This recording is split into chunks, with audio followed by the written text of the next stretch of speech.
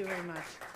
So, such a pleasure to be here. Very grateful to the Heritage Foundation and every one of you to join us this morning. I have to say that looking back what has happened in the last years, and especially in the last days, it seems like a miracle to be sitting here in a free country in front of people that have also given their lives to fight for freedom and justice and democracy. And that's why I am very honored, not only with the Heritage Foundation, but with every single citizen of this country that has welcomed us and has honored the immense struggle that the Venezuelan people has fought for so long. And finally, we can say that we are, yes, the threshold of freedom.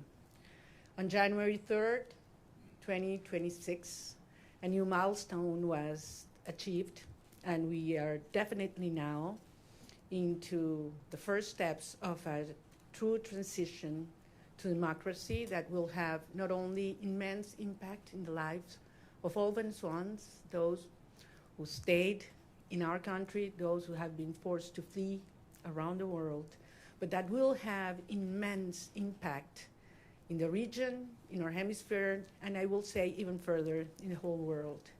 Because what we have proven is that a people determined to be free, even without resources, without money, without the free press supporting, even facing the most cruel tyranny, can prevail, because the force of conviction and the force of love is the strongest of all.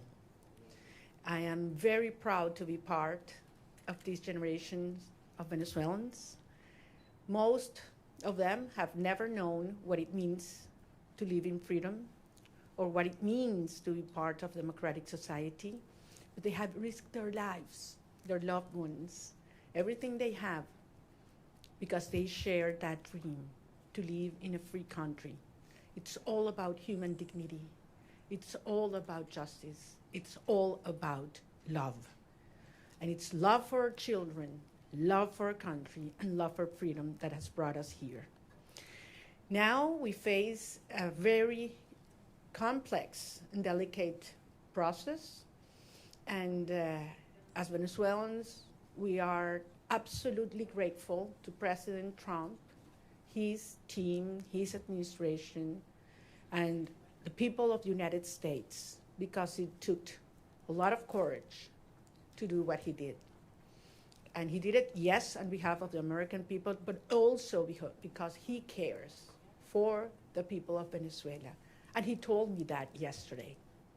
And I think that was the most important message I can bring back to my country. Tell the Venezuelan people that the American people and the President of the United States truly cares for the life, the well-being, and the future. I'm certainly talking about our political prisoners and all those who have been persecuted, those who are all today in exile.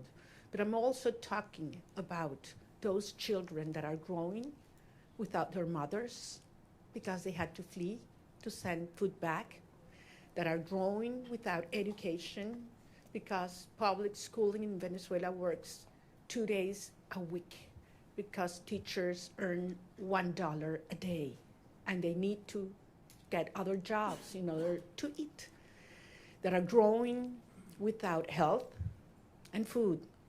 And we have the generation that is suffering the highest levels of malnutrition in a century. That's our children right now. And it is because of them. It's because of saving lives that we're doing what we're doing right now. And that's why we're going to win. And the only thing I want to assure the Venezuelan people is that Venezuela is going to be free, and that's going to be achieved with the support of the people of the United States and the President, Donald Trump of the United States. So I'm very grateful to be here. We are facing challenging times ahead. We are prepared to do what it takes as a legitimate government.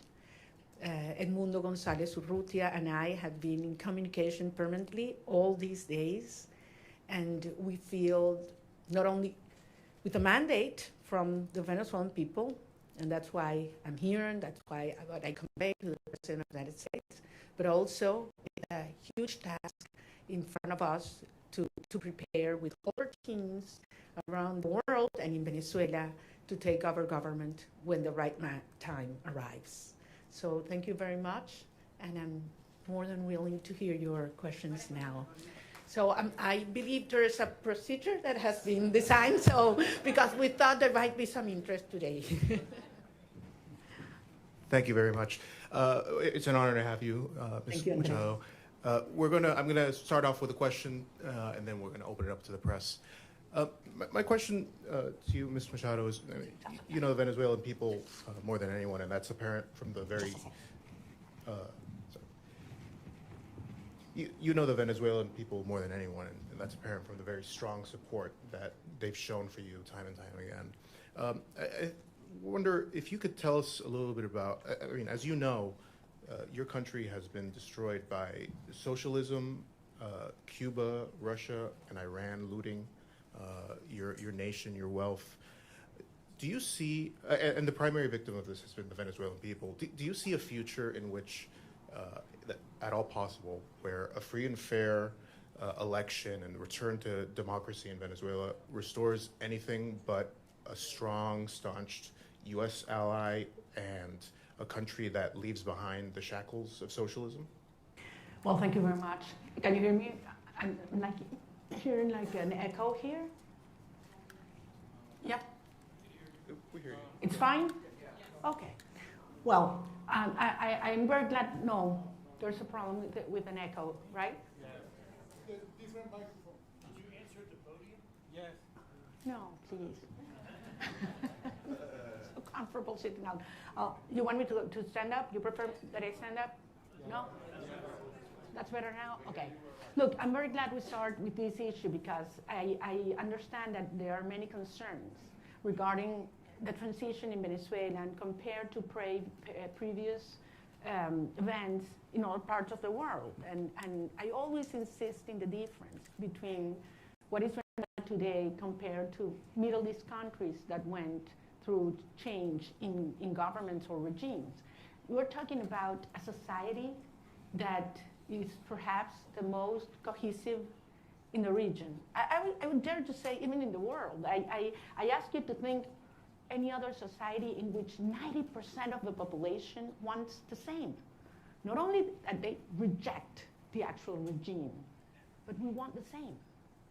There are not religious tensions within the Venezuelan society, or racial, or regional, or political, or social. I mean, there was one longing that brought Venezuelans together, and that was, we want our children back home.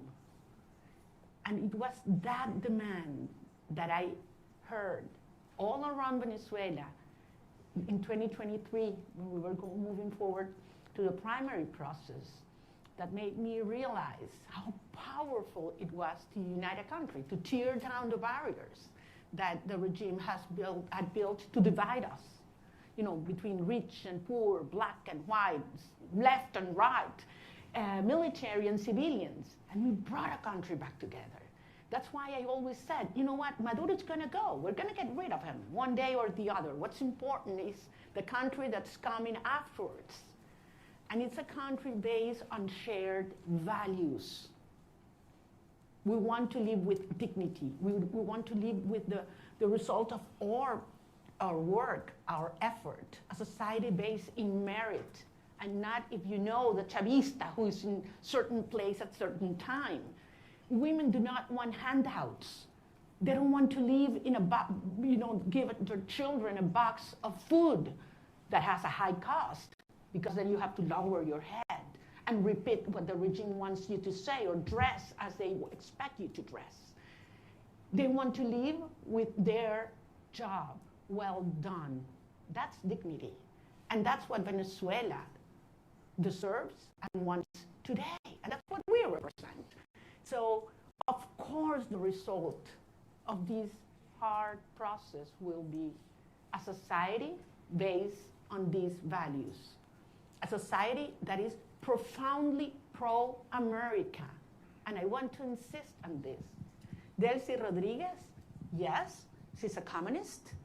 She's the main ally and representation of the Russian regime, the Chinese and the Iranians. But that's not the Venezuelan people, and that's not the armed forces as well. So I am profoundly, profoundly confident that we will have an orderly transition. This is a complex phase we are right now. Some of the dirty work is being done by them. But then the result of a stable transition will be a proud Venezuela who is going to be the best ally the United States has ever had in the Americas.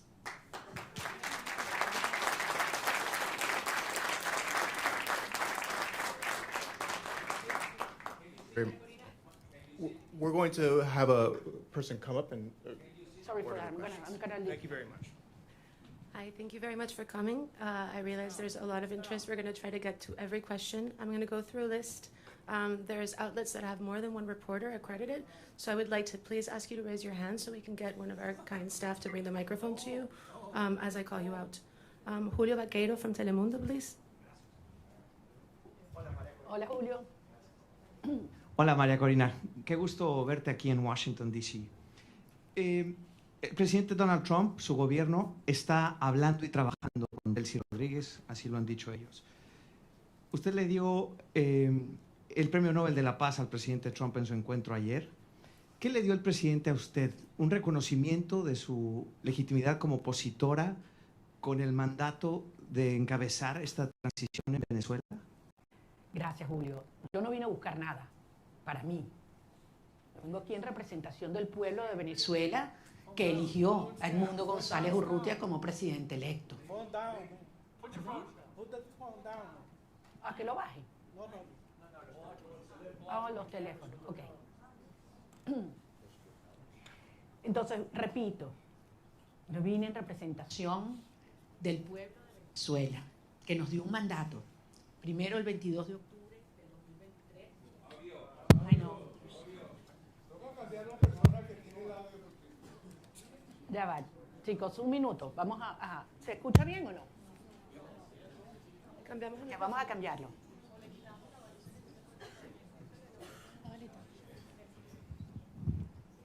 Ok, ahora está mejor. ¿Ahora sí? Ok, voy a repetir la pregunta la respuesta a la pregunta de Julio. Les decía, yo vine a reunirme con el presidente de los Estados Unidos en representación del pueblo de Venezuela, que nos dio un mandato. El 22 de octubre del 2023, cuando yo recibí más del 92% de los votos en las primarias, y el 28 de julio de 2024, cuando Edmundo González Urrutia, en las condiciones más extremas y fraudulentas, recibió el 67% de los votos de los venezolanos y lo probamos. Y lo probamos. Vine a recibir de parte de él un mensaje para los venezolanos. Y es la seguridad de que contamos con los Estados Unidos para avanzar en una ruta donde se haga respetar la soberanía nacional, la libertad, la democracia y la justicia. Hay un proceso muy complejo en marcha, lo sabemos, pero se están dando pasos. Evidentemente, para los venezolanos es una situación cada día, para muchos venezolanos de vida o muerte, y ahí hay una enorme urgencia ética. Pero entendemos que este es un proceso complejo al cual nosotros somos parte y queremos y estamos contribuyendo. Gracias. Nick Schifrin from PBS, please. Hola, María Corina. Thank you so much. It's great to see you in person after seeing you virtually for the last few years. Two questions, if I could, similar to what you just answered, but in English. You had a very good meeting with the president yesterday, but he still maintains a positive relationship and positive language about Delcy Rodriguez. The CIA director was just there. So what's your message to the president and to the United States when U.S. policy is still to support the Chavismo government that still exists in Caracas. And I have to ask, your statement last night said that you felt like you were going to die at one point when you left Venezuela in the boat. Can you just tell us exactly what happened in that moment when you were in that boat? Thank you. Well, regarding all the details of how and when I left Venezuela, for the protection of those involved and help me get here, I will wait until the regime is no longer in capacity to harm them, to share that in detail.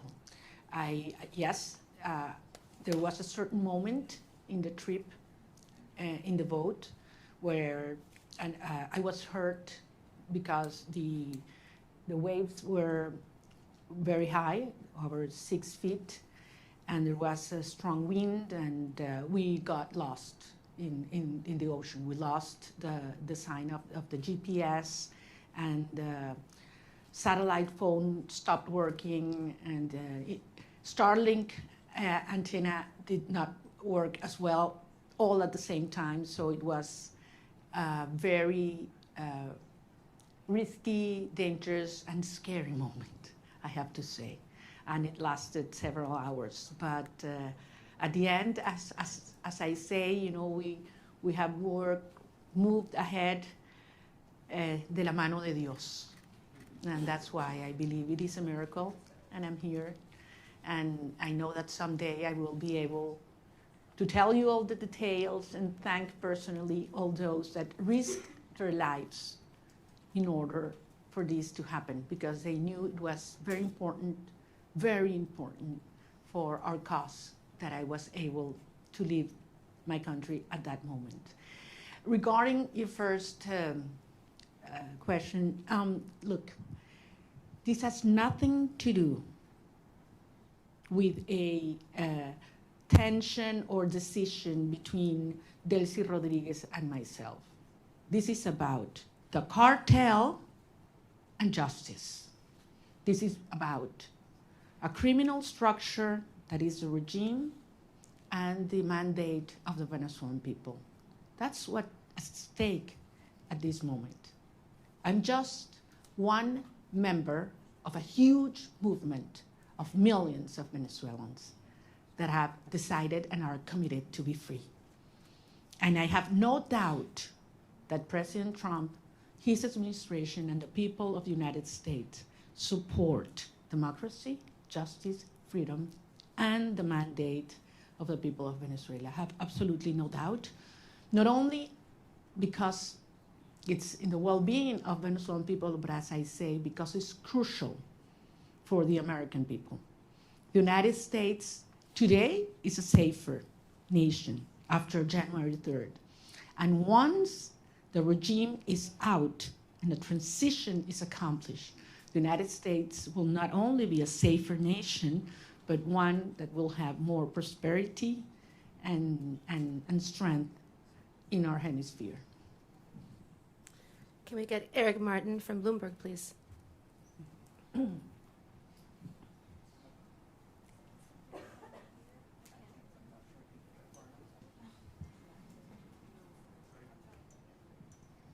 see. Sorry. Thank you. Maria Corina, would like to ask you about the timeline for democratic transition within Venezuela, because obviously the Constitution calls for within 30 days a new election. You've already been recognized by a number of countries, including the US in 2024, Edmundo Gonzalez as having won that election, and accusations that the election was stolen by the Maduro regime. As you've mentioned, you overwhelmingly won the primary in 2023. Do you have an expectation, is your expectation that the next step in this process would be a new election in Venezuela? Do you expect that to happen in 2026? Or what does the roadmap look like from getting from today's government by Delcy Rodriguez, the government de facto that is in control, to a democratically elected government? Thank you. Thank you. Thank you, Eric. Well, if the Venezuelan Constitution were respected, we wouldn't have 1,000 political prisoners. We wouldn't have 9 million people, fleeing and living around the country. We wouldn't have our president-elect exiled in Madrid. I mean, he would have taken power on January 9, 2024. So 2025, sorry. So we realize that there's no rule of law in Venezuela. I don't know actually if you're aware, Venezuela is currently in the last place globally in terms of rule of law. Out of 142 countries that have been evaluated by the World Justice Project, Venezuela is in place 142. So much for the Constitution.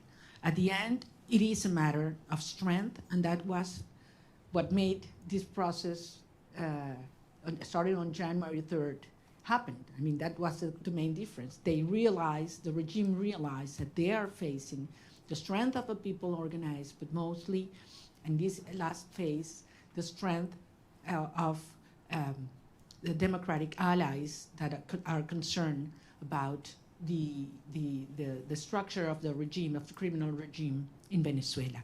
So this is a process that has several phases. We are in one that it's complex, as I said, in which the regime is forced to dismantle themselves some of the structures that have been maintaining them in power, starting with the repression system. That requires not only that all political prisoners are liberated, but that they are free.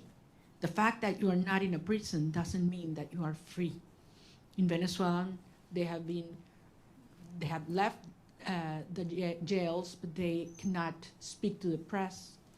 They cannot leave the country, and they are still terrified.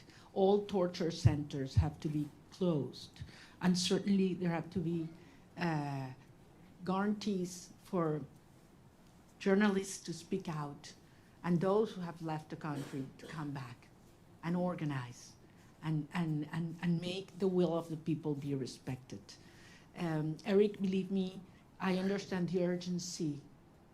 I have been speaking with the families, not only of those that have been freed, liberated these last hours, but especially with those that have not, and that they don't know where their loved ones are right now.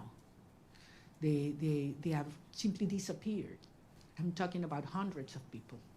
Actually, we found out in these last hours that there were more political prisoners than we thought, because many families had been scared just even to denounce that their loved ones had been in prison or disappeared by the regime.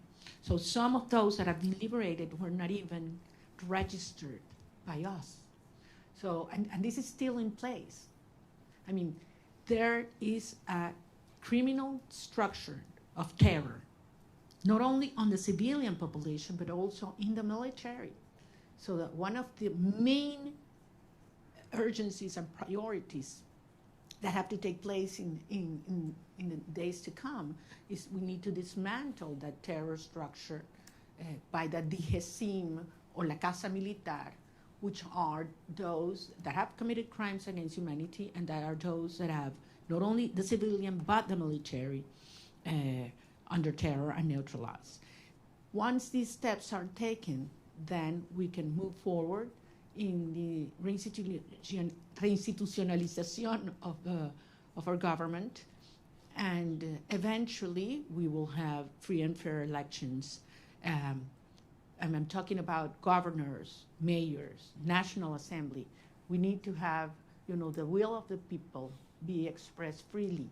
I have to remember that in the last election, presidential election, where our president-elect Edmundo González won, nearly 40% of Venezuelans that have a right to vote couldn't do it because the regime wouldn't allow them. That's one of the main things we need to correct. Every single Venezuelan living in Venezuela or abroad should have the right to vote as soon as possible. Thank you. Gaby Peroso from BPI, please.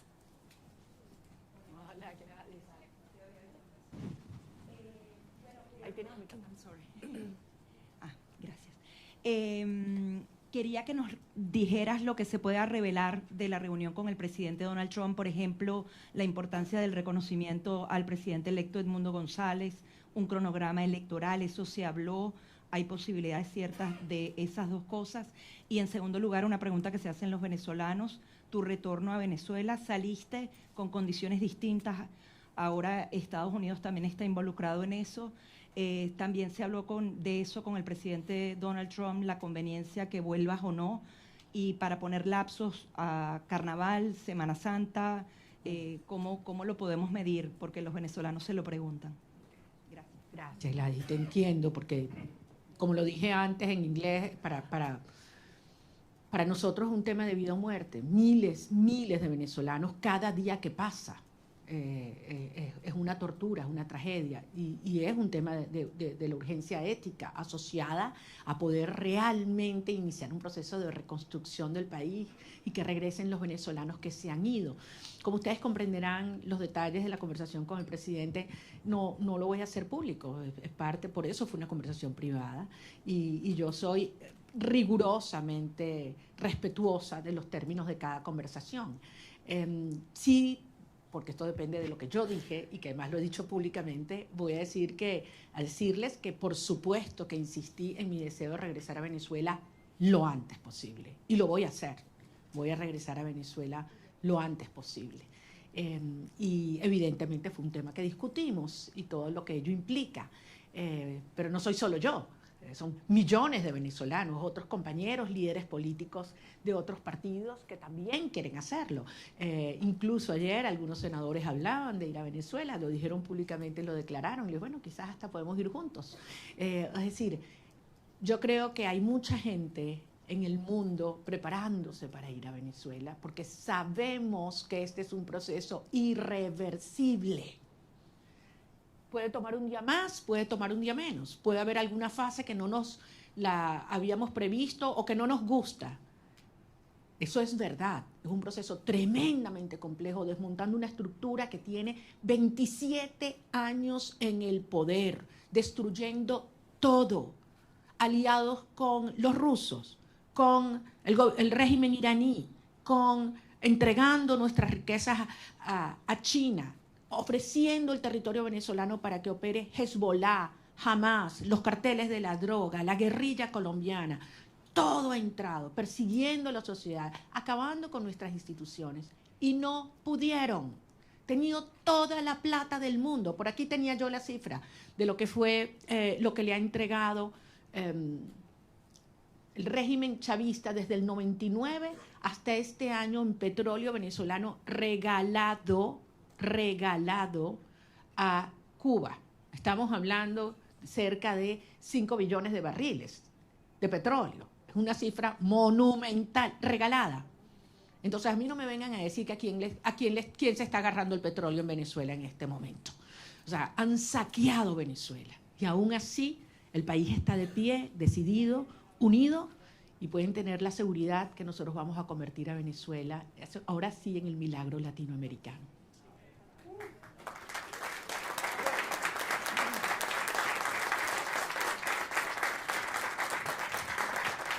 So this was supposed to last until noon. It is now noon, but if everyone's game to stay, we stay. Paolo Mastrolli from La Repubblica, please.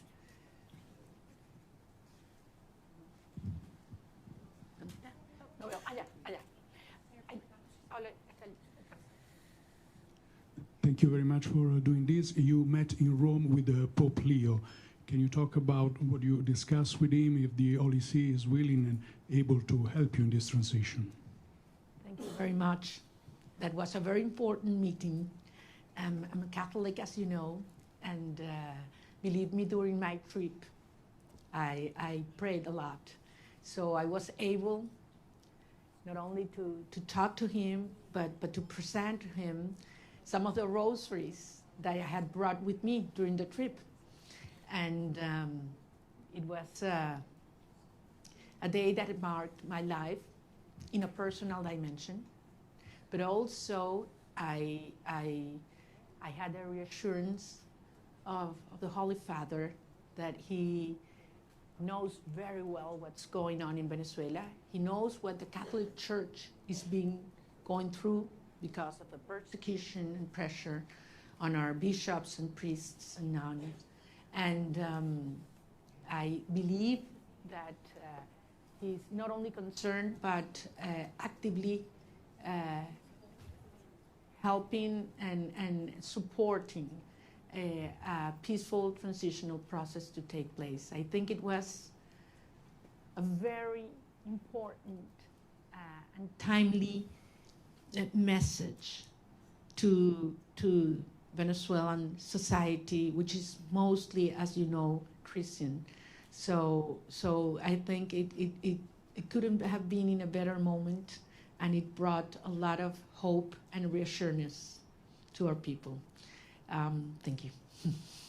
David Alandete from Diario ABC, please. Aquí está, David.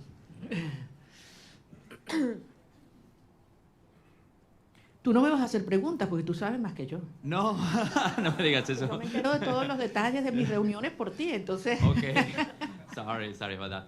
No, te pregunto en español. Dale, David. Okay. Muchas gracias. Quería hacerte dos preguntas y muchísimas gracias por hacer esto. Es genial poder vernos, que no sea virtualmente. Estaba interesado en cómo... Se ha escrito mucho, se ha dicho mucho sobre cómo fue la visita, los términos. Sin revelar nada interno, ¿cómo te sentiste tratada y recibida? Porque creo que ese ha sido un punto muy importante en la cobertura de la visita. Y el segundo, ¿qué le dirías a la comunidad internacional después de haber sido recibida en la Casa Blanca? Me refiero a la Unión Europea, a otros países que han estado antes en mediación, pero no lo están ahora después de la operación del 3 de enero. Gracias. Muchísimas gracias, David. En primer lugar, nuevamente lo voy a repetir. Yo no estaba allí como un individuo, yo estoy allí en representación del pueblo de Venezuela. Nosotros representamos al pueblo de Venezuela. Ganamos apabullantemente, no una, 2 elecciones. Y el mundo entero lo sabe. Estamos allí en representación de un pueblo que ha dado su vida para vivir en libertad. Y que no vamos a descansar hasta lograrlo. O sea, Venezuela va a ser libre, que nadie lo dude. Y esto va a ocurrir gracias al apoyo que hemos recibido del presidente Donald Trump. Y así lo digo con todas sus letras, y así lo dije ayer en el Senado, en frente de senadores de ambos partidos a quienes les agradezco profundamente su presencia, porque si hay algo que ha unido al pueblo de los Estados Unidos es la causa por la libertad de Venezuela. Y así queremos que siga siendo, porque el pueblo de Estados Unidos entiende cómo la libertad de Venezuela afecta a todo el hemisferio. Indiscutiblemente para los venezolanos es un tema existencial, pero es un tema prioritario. Yo sentí un enorme respeto hacia el pueblo de Venezuela ayer, cuando entramos a la oficina oval. Y no sé cuánto iba a durar la reunión, pero la verdad es que sentí que pasaba el tiempo, podíamos conversar de todos los temas con absoluta honestidad, crudeza. Bueno, ustedes me conocen como yo soy, yo digo lo que siento, lo que pienso, y con mucho respeto, sin lugar a dudas, estoy nada más y nada menos que en la oficina del presidente de los Estados Unidos, frente al presidente de los Estados Unidos, pero consciente de la responsabilidad de este momento único. Y salí de allí, y se lo decía anoche en una entrevista que grabé con Rachel Campos, le decía, me impactó la preocupación que él me transmitía sobre la situación de los venezolanos hoy. Cómo están los niños, cómo están los jóvenes, cómo están los ancianos, cómo está el sistema de salud, cómo está el sistema de educación, cómo están las familias, qué planes tenemos. O sea, yo creo que quizás públicamente se da a conocer más las preocupaciones por temas económicos, energéticos, etcétera, pero yo ahí pude tener una conversación con un ser humano que le duele lo que están viviendo los venezolanos, que le preocupa y que está genuinamente comprometido con su bienestar. Por eso yo salí realmente convencida de que lo que necesitamos para sumar a toda la fuerza y la organización adentro en un genuino liderazgo global está en la Casa Blanca, y creo que servirá de ejemplo para aquellos líderes globales o mundiales que no han tenido la determinación de llamar las cosas por su nombre, porque todos lo saben. A estas alturas no hay excusas. Están los informes de Naciones Unidas y el Fact-Finding Mission, donde se demuestran los crímenes de lesa humanidad que ha cometido Nicolás Maduro, Delcy Rodriguez, Diosdado Cabello, Vladimir Padrino López. Eso está allí, con nombre y apellido, testimonios desgarradores. Entonces no hay excusa para ignorar el terrorismo de Estado como ha calificado la Comisión Interamericana de Derechos Humanos. Más allá de todos los crímenes de corrupción, narcotráfico, tráfico de seres humanos, de armas, todo lo que sabemos que sigue ocurriendo en Venezuela.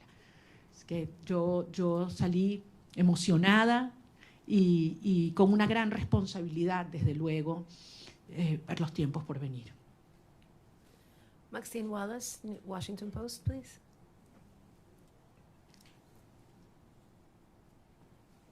Maxine is not here. Washington Post.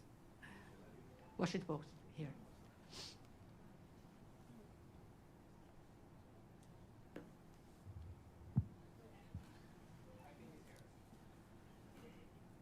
The Washington Post, okay. Then let's go with Carla Angola, please. She's right next to you.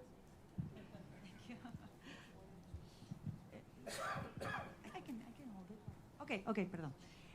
¿Cómo estás, María Corina? Quería solo algunos detalles, ¿no? El primero que siempre me ha dado curiosidad sigue siendo, ¿cómo fue esa primera noche en la que dormiste sin estar en clandestinidad, sin haber estado todos esos años sin poder salir del país? Es decir, dormir una noche sin la sospecha o el peligro de que alguien te fuera a buscar. Eso siempre me dio curiosidad, que si lo pudieras compartir. Y después en esa reunión, ¿pudiste conocer cómo te vas a involucrar? Porque el presidente lo dijo en algún momento, que tú vas a estar involucrada en alguna de las fases. ¿Pudiste descubrirlo en esa reunión? ¿Nos puedes dar alguna seña de cómo vas a estar involucrada y en qué fase? Y tercero, si pudieras decirnos si tú crees que Delcy Rodríguez, con ese perfil de miembro del cartel, de criminal de lesa humanidad, pudiera tener las credenciales para ser una candidata a la presidencia, si es que ella va a tener permitido eso con todo ese prontuario, si ella de verdad crees que debería o va a poder participar en esa futura elección justa y libre de la que estás hablando. Bueno, tú me conoces bien, querida Carla, yo no voy a especular. Yo voy a hablar solamente sobre los hechos y aquellos que además me puedo dar fe. En primer lugar, de la señora Delcy Rodríguez, creo que la justicia de los Estados Unidos tiene suficiente información, y la justicia internacional. Solamente les recuerdo que no solamente es ideológicamente comunista y muy fanatizada, pero además ha sido, como en el cargo de vicepresidente, quien ha supervisado y ejecutado todo el proceso de represión en Venezuela. Es decir, los centros de tortura están bajo su dirección y han estado bajo su dirección. Es responsable directa. Además, ha sido parte del diseño de bypassear las sanciones de los Estados Unidos, la justicia de los Estados Unidos, para poder obtener y seguir haciendo transacciones financieras con países que son enemigos de los Estados Unidos. Entonces, queda muy claro cuál ha sido y cuál es su perfil. Con relación al rol que vamos a tener el gobierno electo en estos próximos pasos, es algo que no hay que descubrir, es algo que hay que construir. Y ayer dimos un paso y evidentemente es algo que está en diseño, en construcción, y veremos día a día cómo va ocurriendo. Como yo se los decía siempre a los venezolanos, it's one day at a time. Ya estamos en una fase que es 1 hour at a time. Y como son las cosas en Venezuela, ya ustedes saben cuál va a ser lo próximo, ¿no? Entonces aquí nadie se aburre en materia de las dinámicas en Venezuela, porque están pasando muchas cosas. Y muchas veces, y yo sé que tú lo dijiste una vez, creo que David también, que cuando yo estoy más callada es cuando más duro estamos trabajando. Entonces sí les pido en ese sentido, y yo sé que los venezolanos tienen profunda confianza. Miren a dónde hemos llegado. Con relación, me meten mis temas personales, y estos son los que más me cuestan, a lo que fue la salida. Lo único que les puedo decir es que yo no dormí esa primera noche. Yo primero tenía 16 meses en los cuales cada ruido que ocurría, sonaba algo, inmediatamente me despertaba. O sea, tenía 16. Y esa sensación de que puedes dormir en paz, segura, de que un ruido no implica una amenaza, es algo que toma un tiempo procesarlo. Yo me levanto algunas veces y no estoy sola, abro los ojos y puedo abrir la ventana, ¿no? Son cosas que quizás para muchas personas son take for granted, ¿no? Hay que vivir esto para valorar la libertad. Y la verdad es que si hay algo que yo tengo que hacer es darle las gracias y pedirle perdón a mi familia, porque hay que ver lo que esta experiencia les ha traído, ¿no? A todos, a las familias de todos los que estamos involucrados en esta causa, ¿no? No es solo la mía. Yo hablaba ayer con la madre de un muchacho que liberaron y la verdad es que es admirable. Y cuando he hablado con cada uno de los presos liberados, es tanta la admiración, porque los que me dicen es, lo volvería a hacer, María Corina. Antes de saludarme, lo primero que me dicen, quiero que sepas, lo volvería a hacer. Y después, te adoro, te quiero, no sé cuánto me muero por verte. Pero lo primero es, quiero que sepas, lo volvería a hacer. Yes. Can we get Vera from the Wall Street Journal, please? Vera's not here. Wall Street Journal. Okay, then we go with Ilia Calderón from Univision.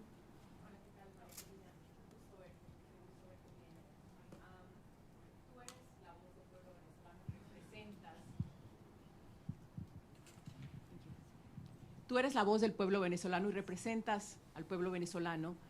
Delcy Rodriguez está en este momento al frente del gobierno de Venezuela.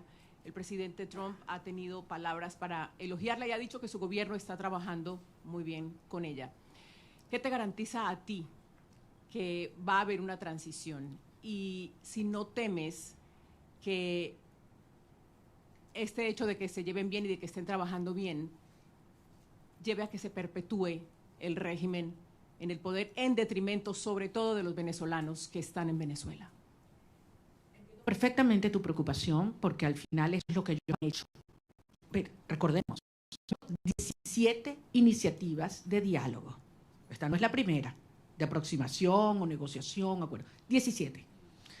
Todas, absolutamente todas, lo que el régimen buscó fue ganar tiempo, legitimidad y plata. Y se salió siempre con la suya. Todo lo que se comprometían a hacer lo violaron siempre. Entonces, es lógico que el pueblo de Venezuela tenga esta preocupación. Pero la señora Delcy Rodríguez en este momento lo que está es cumpliendo órdenes. Ella no está en un acuerdo a motus propio, ni cómoda. Ella está cumpliendo órdenes, porque al final, si algo demostró el 3 de enero, es que tenía que haber una amenaza real, tenía que haber fuerza real. El costo de quedarse en el poder tenía que ser más alto que el costo de la salida para que se diera este cambio de actitud en el régimen. Y los venezolanos hicimos todo lo que nos correspondía en términos de la organización, la movilización, la victoria electoral. Pero hacía falta el respaldo decidido de los Estados Unidos y finalmente llegó de la mano del presidente Trump. Entonces, esto es otra fase. Ahora bien, se tiene hoy un sector que está cumpliendo en el desmantelamiento del otro sector del régimen. Eso existe.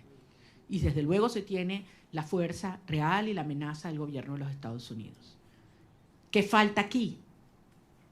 ¿Qué falta aquí en este análisis?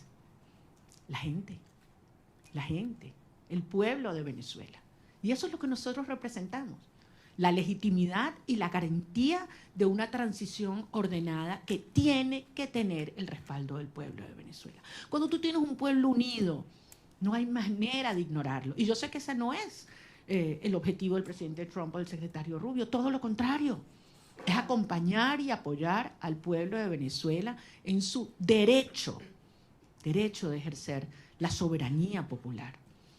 Ahora estamos en una fase compleja que aspiramos poder cumplirla de la manera ordenada, controlada y más rápida posible.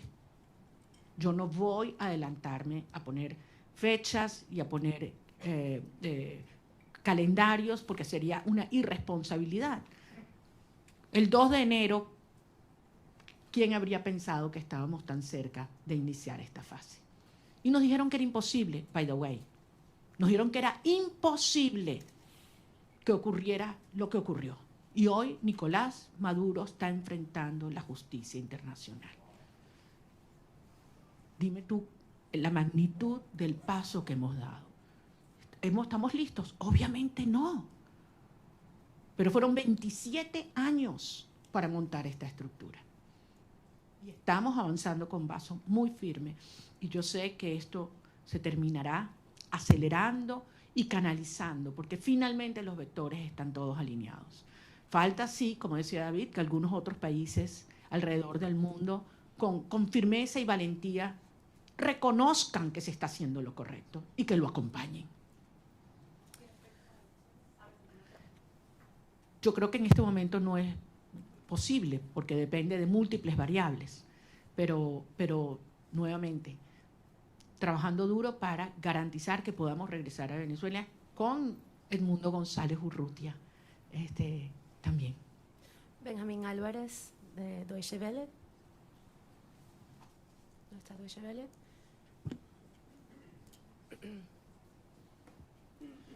Muchas gracias. Una pregunta refiriéndome a lo que acaba de mencionar de que Delcy Rodriguez está recibiendo órdenes y no está cooperando con la administración Trump. ¿Cómo ve esta reunión de 2 horas que sostuvo Delcy Rodriguez con el presidente de la CIA el día de ayer? ¿Y no le preocupa esta cooperación tan cercana que está buscando la administración de Trump con ella y con la gente cercana al régimen? Yo no quiero especular, no conozco los detalles. Ahora, si los Estados Unidos obtienen la información que necesita por parte de esta señora, yo creo que ese es el tipo de cooperación que nosotros esperamos, sin duda, y nos conviene, sin duda. Yo entiendo que para muchas personas esta es una situación difícil de entender. Para muchos venezolanos quisiéramos que esto evolucionara probablemente de una manera más rápida y trabajaremos para que así sea. Pero desde luego, pocas personas tienen tanta información sobre la estructura criminal de la tiranía como quien fue parte de su diseño. Así que sin duda tiene información que le debe ser de altísimo valor al director de la CIA. We're going to take a couple of questions in English. Eric from Politico, are you here? Please.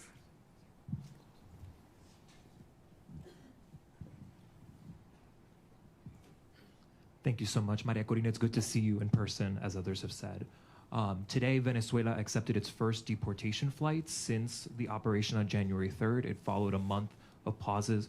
There's been some worry that Rodriguez could use migration cooperation with the United States as a way to defray pressure to go towards elections or to dismantle criminal networks in the country.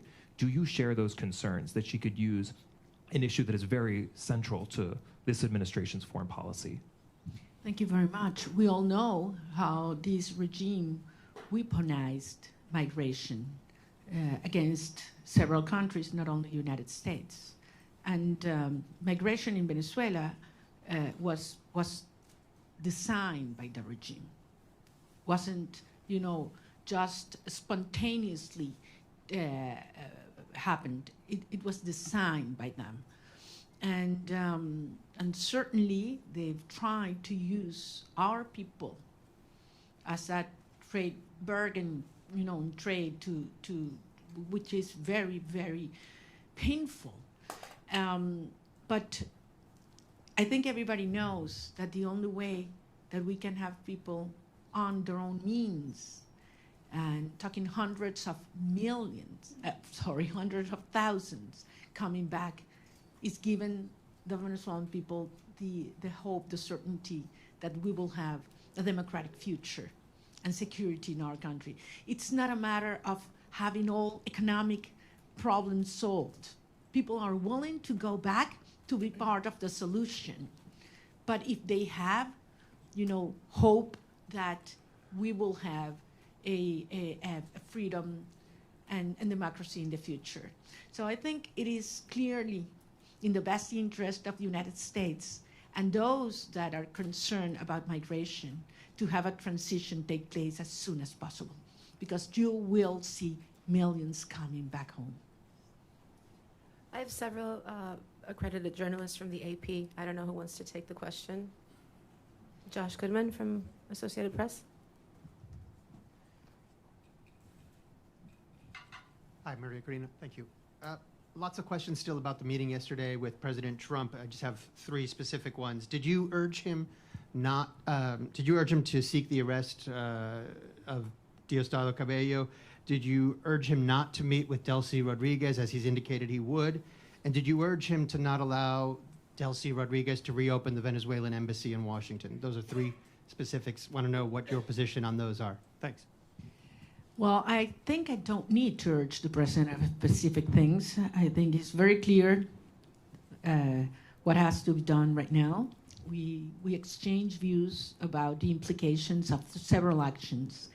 And I just want to tell you that I was very impressed of the degree of information he has, how closely he follows the situation in Venezuela, and how much he's concerned about the well-being of our people. Certainly, we did talk about the political prisoners and their families, and the importance to stop repression from the root in Venezuela right now, because you cannot talk of a transition, even in its first steps, if there's still repression in our nation.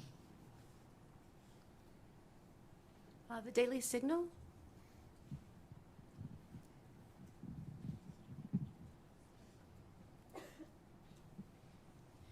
Thank you so much. Wondering regarding your meeting with President Trump yesterday, do you believe that you earned the trust of the president? And did you all specifically talk about a transition of power in Venezuela in which you would become president? Thank you. Point again, this is not about me. It is about the will of the people. And we certainly talk about how popular sovereignty has been expressed in Venezuela, and absolutely terrible conditions in which we did, and how the regime stole that result. And I think he can certainly relate to that. So I believe that the point here is Venezuela has decided as a nation to be united first, to unite back again, and to fight for a right to be free. And he understands the moment and the implication for I would say the whole hemisphere. We talked, and I would say this, I know you can imagine that about other countries, and specifically about Cuba and the implications of a transition to democracy in Venezuela, what would mean to Cuba. And I insisted in something I've said many times, that I believe that for the first time in history, we will have the Americas free of communism, dictatorship, and narco-terrorism, for the first time in history. And that's what's already happening. Sometimes you are so immersed in processes that, it's hard to understand the implication. The geopolitical and historic implications. Imagine what this will mean to have these dictatorships finally gone in Venezuela, in Cuba, and Nicaragua. I mean, this is equivalent to the fall of the Berlin Wall in the Americas. So this is huge from a historic perspective, and this is happening as we speak. Torao Kono, NHK Japan. No? Japan Media? Okay, can we get Mr. Rosen from Newsmax? Also not here, okay. Jesus La Patilla, please.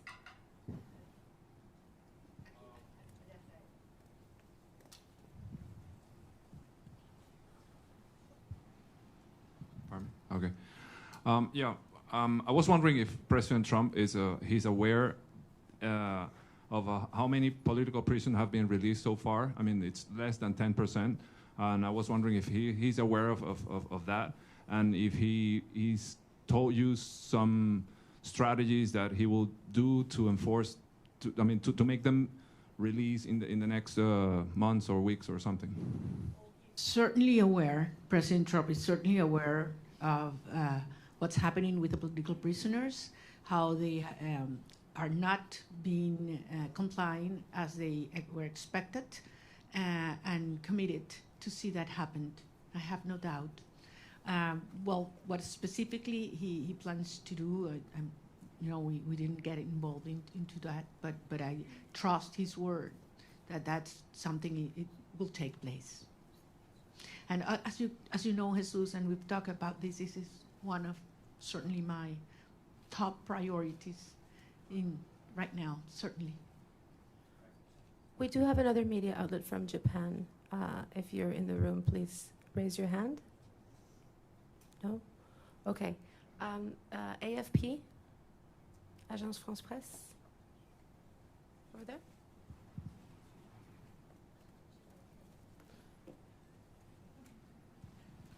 Sí, gracias. Gracias por la rueda de prensa. Señora Machado, quisiera saber, usted dice que es un proceso complejo. ¿Cuál es la primera prioridad? Ahora que salga de Washington, ¿qué es lo primero que quiere negociar o ver de parte del gobierno de Estados Unidos? ¿Mi prioridad a título personal o para los Estados Unidos? Bueno, en términos de esta fase hay que terminar de desmontar la represión. Insisto, no es solamente que una persona pueda salir de la cárcel, es que sea libre y que se detenga la puerta, lo que se llama la puerta giratoria en Venezuela. Te sueltan 5 personas y te detienen 10 el mismo día. Y eso está pasando hoy. Esto sigue ocurriendo hoy. Y entre otras cosas, les recuerdo que la estructura del poder en Venezuela no es monolítica y no es jerárquica, es heterárquica. Por eso la propia señora Delcy Rodriguez no tiene control. Cuando dicen que controla las Fuerzas Armadas, no controla las Fuerzas Armadas. Ella lo que controla es la estructura represiva que tiene anulada las Fuerzas Armadas, que en este momento es el DGCIM y también la Casa Militar, en la cual también tiene gran control Diosdado Cabello, con enormes tensiones en el alto mando militar. Las Fuerzas Armadas, en más del 80%, están con nosotros. Si no, no hubiéramos obtenido las actas el 28 de julio. Y eso es algo que el régimen lo sabe. Nicolás Maduro estaba protegido ¿por quiénes? ¿Venezolanos? No. No confía en los venezolanos. Él sabe que las Fuerzas Armadas repudian este sistema tanto como el resto de los ciudadanos de nuestro país. Pero las Fuerzas Armadas están amarradas, neutralizadas, aterrorizadas por la estructura represiva del DGCIM. Y esa es la estructura criminal que hay que terminar de desmontar. Una vez que eliminamos el factor represión en Venezuela, ¿cuánto dura el régimen? ¿Cuánto dura el régimen? Es lo único que les queda, es el terror. Es lo único que les queda, es el terror. Entonces, estamos en esa fase, esa es la prioridad. Y veremos entonces cómo avanzaremos en la reinstitucionalización del país hasta llegar a un proceso de legitimación de todas las autoridades democráticas. Pero les digo, al final hay algunas cosas que Delcy Rodríguez podrá entregar, obligada por la fuerza, porque le tiene terror al presidente Trump, ahí no hay ninguna duda. Pero hay cosas que jamás podrá Delcy Rodríguez, ni ninguna de los miembros de la estructura criminal proveer. Confianza, Estado de Derecho, reencuentro, participación y apoyo ciudadano. Jamás, jamás. Por lo tanto, esto no es sostenible y ella lo sabe. Y por eso vamos avanzando en una fase delicada, un día a la vez, pero con una sola misión, con un solo propósito, y es lograr la verdadera instauración de la democracia y la libertad en Venezuela para que puedan regresar nuestros hijos y todos los venezolanos a casa. Muchísimas gracias. One last question for Mr. Bernalete. Martín Noticias, please.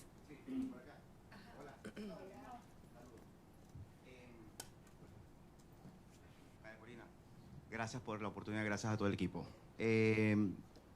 Conversación que tenga prevista con el secretario Marco Rubio en virtud de recapitular un poco la orientación diplomática entre Venezuela y el gobierno de Estados Unidos, y hay alguna aclaratoria con los términos de cooperación energética entre Estados Unidos, dado que el secretario del Departamento de Energía dijo que hasta 2 años podría ser el control del petróleo en Venezuela. Bueno, nuevamente, las cosas en Venezuela se están moviendo rápidamente. Es evidente que mientras esté el régimen en el poder, no hay confianza para ninguna persona, para ninguna institución, para ninguna empresa, y por lo tanto existe este nivel de supervisión sobre los ingresos petroleros. Pero la transición en Venezuela, y como mismo dijo el secretario de Estado, las fases se solapan y esto puede acelerarse enormemente. Yo voy a tener varias reuniones en Washington y en otras ciudades sobre las cuales en su momento informaré. Prefiero no hacerlo desde ahora. Yo sé que ustedes entienden, por respeto a las agendas y a los acuerdos con mis interlocutores. Pero en todo caso, quiero darles las gracias. Créanme que es toda una experiencia interactuar con periodistas que pueden libremente decir lo que piensan, hacer las preguntas que les salen del alma y no las que les imponen, y poderlos ver a la cara con un backing que no sea blanco. Y con el orgullo de decirles que lo que viene es enorme, y que así como Venezuela hace 200 años fue el foco de la lucha por la libertad y la liberación de nuestra región, una vez más el futuro de la región de América Latina se está luchando en el suelo venezolano, y yo voy a regresar lo antes posible. Espero que muchos de ustedes puedan hacerlo conmigo también. Muchas gracias. Gracias.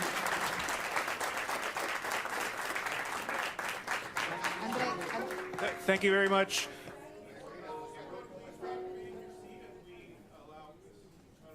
To file out, and then we'll all orderly come out the back. But thank you very much. Let's welcome or thank Ms. Machado for her time.